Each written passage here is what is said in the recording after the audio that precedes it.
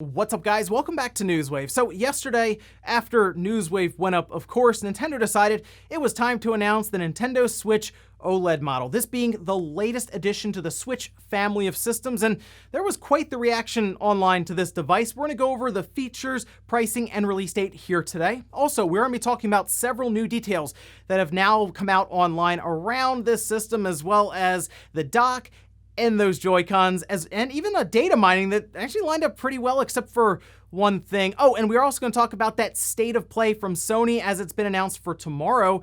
And Sony gave us an idea as to what's going to be there and what won't be there. Guys, if you enjoy these videos, make sure that like button helps out a ton. And if you're new here to the Spawn Wave channel, make sure you subscribe down below and ring that notification bell so you can keep up to date with all of the videos here on the channel. And we're going to start today with Xbox Game Pass. We did have an announcement for some games that will be heading to the service, as well as several games that will be leaving. We'll head over here to news.xbox.com. Starting at the top here with a nice little card they give us showing all of the games in one spot.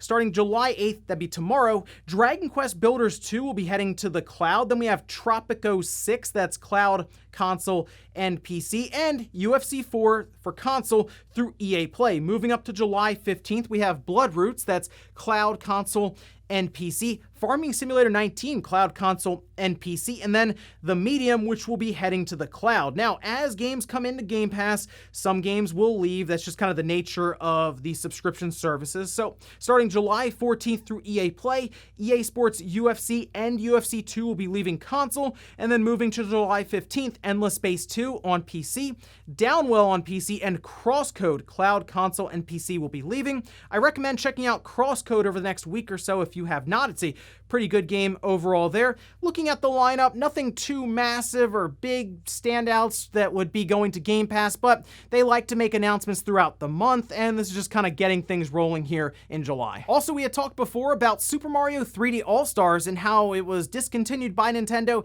digitally and physically, but copies of the game are still in stores. In fact, when I go to Walmart, there's still like a full stack of these games just behind the glass, and it looks like now Best Buy and even Amazon are putting these copies on sale. From what I've seen, if you go to your local Best Buy or just go online or on Amazon, they have them marked down currently to $45, which is really weird to think because at one point, a lot of people were wondering, will this end up being rare? I feel like Nintendo just printed so many copies of this game and put them out there that these retailers just still kind of have them. So what I'm looking at here is maybe just a way to do some promotion, get people to their websites or even in store and use, I guess, the remaining copies they have of Super Mario 3D All-Stars to do that. So if you've been holding out and waiting for a sale on a game that's been discontinued for a little while now, now's your chance to pick up Super Mario 3D All-Stars for $45, which isn't bad for having 3 good Mario games. Oh, and we did have a new Test Drive Unlimited game announced last year in July, and yesterday we did get a new trailer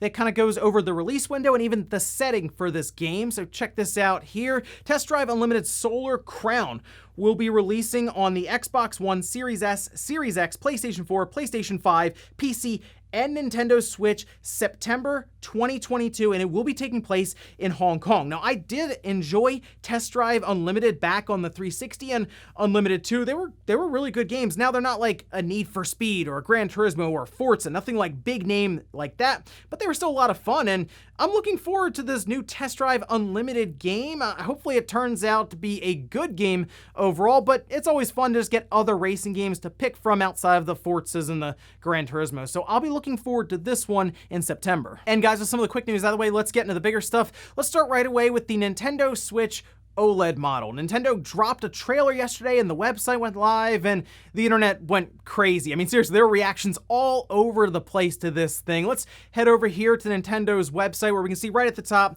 Nintendo Switch OLED model that's available October 8th, 2021 at an MSRP of $349.99. It's worth noting that October 8th is the same day as Metroid Dread, which makes a lot of sense because the last time Nintendo released like newer hardware would have been with like the Switch Lite, and that came out on the same day as Link's Awakening. So we've seen Nintendo kind of pair these revisions with releases that are coming up towards like the holiday season. So hey, I'm all for Nintendo dropping this around Metroid Dread, and it kind of has that theme, kind of that white theme of like the Metroid Dread look and all this. So hey, that's pretty cool. We'll just kind of call this the Metroid Dread system. That way we can work to ensure that Sean will be having to play Balan Wonderworld later this year. Now, they did outline several features, with the biggest one being that 7-inch OLED display. It does also eliminate those big bezels around the screen that we have on the current Switch, and you will just get a better, more vibrant picture with OLED. So, I mean, that is a nice improvement there. Moving a bit further, they do have the adjustable stand on the back, which looks significantly better than the stand that we are currently dealing with, that being the little SD card cover, more or less, on the back that has never been very good at actually keeping the Switch up if it gets bumped or touched or anything like that. This appears to be very similar to what we have with a Surface-style kickstand. They also have several different angles where you can have it almost laying flat on its back. So it's nice to have options there.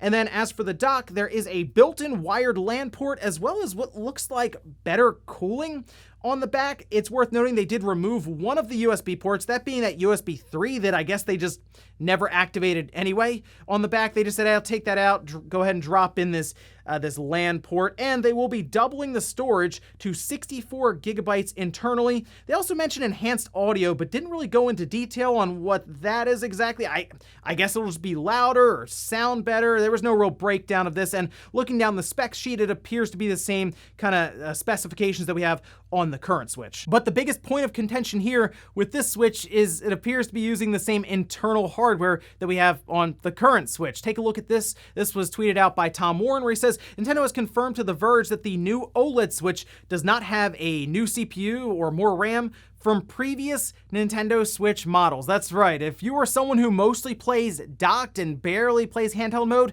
to be honest, this really isn't going to be a Switch you'll care to buy, because it appears that the big upgrade is mostly for handheld and even tabletop users, right? Like if you're someone who generally will put your Switch down, maybe you're at work and you have like a lunch break and that's kind of something you do often, is like you use that kickstand, this probably looked amazing because it's like this 7-inch OLED display and it has a stand on the back that looks way more sturdy than what we have currently, and there's different angles. Sure, you're probably already set to pre-order this thing, but if it doesn't leave the dock, it doesn't appear to be much of an upgrade at all. Couple that with the fact that it's $50 more than the current Switch. If you're not someone who's going to use it in handheld mode and enjoy what is a significant upgrade, I will say that, with that OLED screen, you're probably just going to bypass this one completely and hope that someday there will be a bump in power with a Switch Pro. It could be off in the distance somewhere, but I'm sure Nintendo will have another revision at some point. Could be years from now, who knows, we'll see there. But as for now, this does appear to be the big piece of hardware that Nintendo will be marketing as they roll towards the holidays. Now, we did have some other details come out after the announcement was made. For example, it does look like the Labo support for this newer Switch model is going to be a bit spotty, a bit iffy, since the 7-inch screen isn't going to match up perfectly with everything that Labo does, considering it believes there's a 6.2-inch display there, and there are obviously things with Labo that would use that, like VR. So I don't know if Nintendo will release a patch to where it essentially simulates the 6.2-inch screen by kind of shrinking it back down and giving you those bezels again, but that's kind of where we are with Labo. Nintendo didn't really seem to design this with Labo in mind that much, as they outlined it on their own website, saying, yeah, it might not be the best one to use with your Labo cardboard cutouts and setups. We also found out that the dock will be interchangeable, that being that you can use your current Switch on the newer dock and you can use your newer OLED Switch on the old dock, which I mean, makes sense considering it's mostly an HDMI pass-through and there was no mention of 4K to where that could complicate matters where, okay, do you have the 4K Switch and the non-4K dock and vice versa?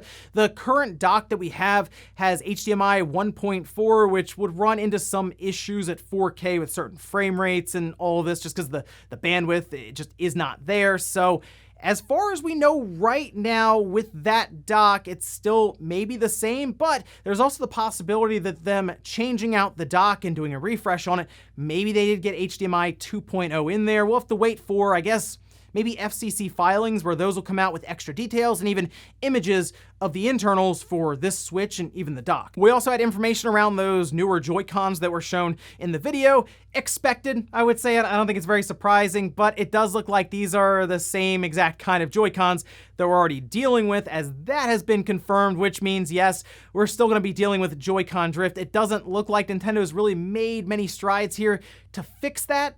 So they're just dealing with it and just kind of moving along. I'm hoping that eventually we get to a point where they have done revisions of the Joy-Con silently, but from what we can tell, and I guess what we can assume right now, these are still Joy-Cons that will be prone to Joy-Con drift. Now, there is one thing I really wanted to point out here, because obviously as these different parts come out and they're verified, or we have older rumors that are debunked, there was one data mining that appears to line up like perfectly with this, and it makes sense. It was data mined out of Nintendo's own Switch firmware. Take a look at this here, and we have gone over this before. I just wanted to revisit it quickly. This is from Mike Heskin saying Aula will feature an improved display of some sort, and it bundles a DP2 HDMI chip from Realtek, likely RTD2173 or from the same family. Communication with this chip is done by NV Services, system module using new IO CTLS for sending, getting panel messages via DPOX. The new display requires special handling code suggestive of an OLED or mini LED technology and is tied to a new manufacturer.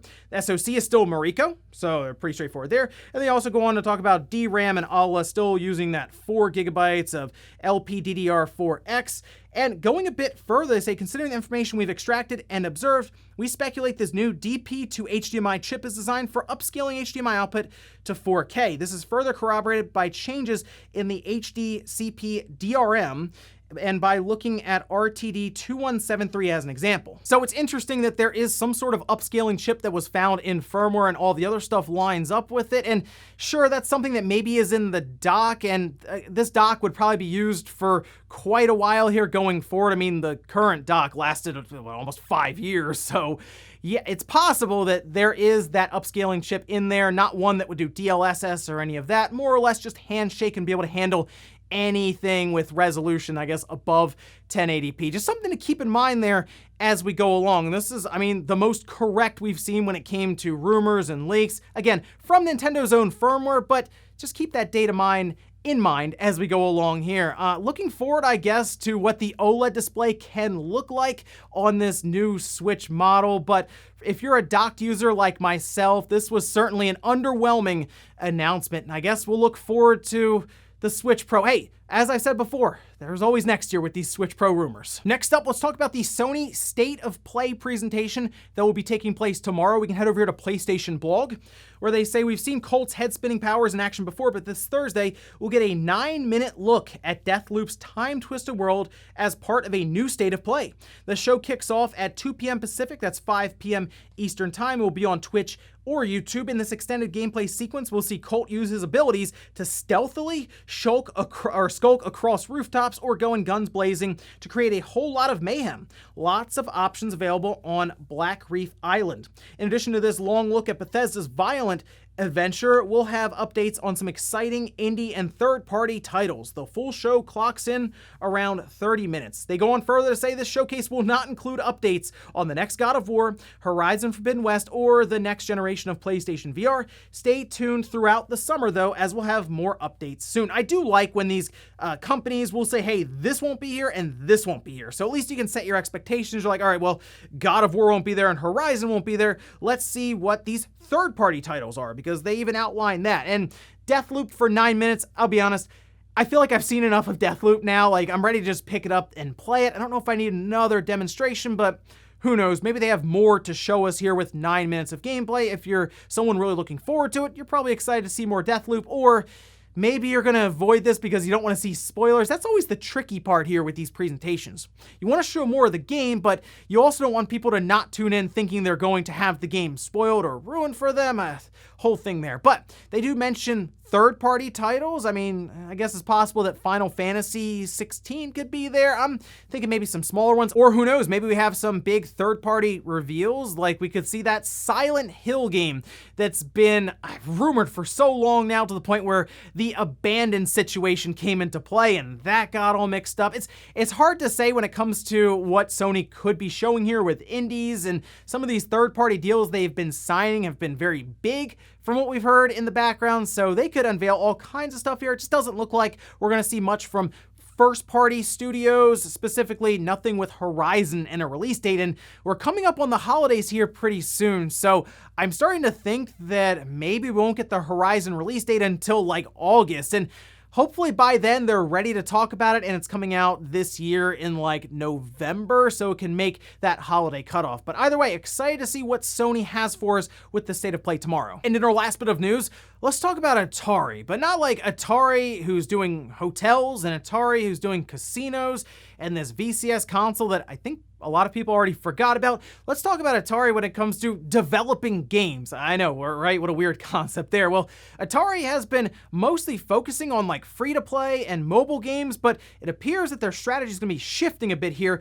towards more premium, or I guess higher budget AAA experiences for consoles and PC. We can see this on VGC, where they say Atari Gaming is abandoning its decision to focus on free-to-play and mobile games in favor of premium PC and console games. This, according to new Atari CEO Wade J. Rosen, saying, "Our intent with any gaming experience is to provide accessible and joyful moments of meaningful play. That's the core of Atari and what binds our history with our future. To that end, we feel that premium gaming is better representative of this type of gaming experience and the Atari DNA." Now, I'm trying to figure out what they would release here, because they've mostly been doing like Roller Coaster Tycoon, right? I mean, that's one that people at least know them for. Other ones that are listed are like Ninja Golf, Crystal Castles, and from what I'm seeing, nothing that really lines up with like, oh, this is the big AAA experience or the big budget game that Atari's releasing. I mean, really at this, it's Infro Games that bought Atari, and like they're mostly just using the name itself for nostalgia purposes. So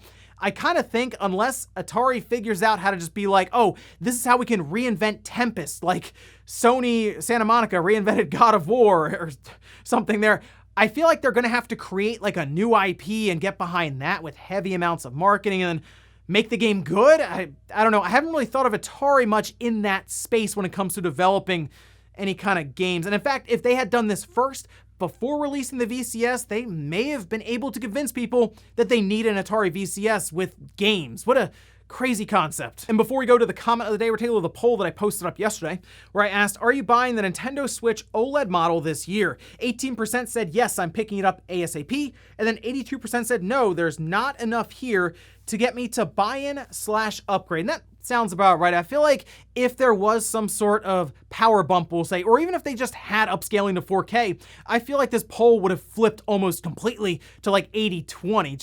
It's just that like upscaling chip would have done it, really. So unfortunately for this, it's certainly a device that's going to come out. It'll sell out. Like I don't think anyone's sitting here like no one's going to buy this Switch. No, people will, but it doesn't have that same pull that we would see if it was more in line with what was reported from Bloomberg, where it gives a better experience for things like frame rate and resolution. But like I said, hey, with these Switch Pro rumors, there's always next year. And we'll finish up with the comment of the day as we're seeing here. This is from Pliskin saying, I thought all of the Spawncast wouldn't mention Knockout City because it was in EA's origin, but now he finds out through a comment Mario Kart Live devs made it, so now it's cool to talk about it. That game didn't get the exposure it could have because it was not once mentioned on Newswave, ever. I just kind of think that Knockout City released and EA, as they were working up to it, realized no one was talking about it anyway because it just wasn't that compelling, I guess, or the trailer they initially showed it with didn't really do it for a lot of people. Who knows? Because I actually did talk about this in Newswave. Hit him with it, Evan. I would certainly give it a try, and it looks like you can try it out till level 25, which is actually quite a bit of time, to be honest, to try to check this game out and see if it's for you. And that isn't the only time I've talked about Knockout City here on the channel. So we have some homework here now, Pliskin. You're gonna have to go through and find the different dates and timestamp them in the comments. We'll say on Monday. That's right. We're going to go Nintendo Courtroom Petty with this one. And ladies and gentlemen, that's going to do it here for Newswave. If you enjoyed this video, guys, hit that like button. Really helps out. If not, hit the dislike. Leave comments down below about everything we talked about here today. But it was Nintendo Switch OLED model. What do you think about it? And are you picking it up later this year? Or this Sony State of Play? What would you like to see there? Whether it's like maybe a Final Fantasy 16 showing, or maybe we see that Silent Hill game that's been rumored. And then what about Atari attempting to make big budget games? Do they have to make a new IP, or is there one that I'm missing from their past they can bring back? Thanks guys for watching, and I'll see you next time.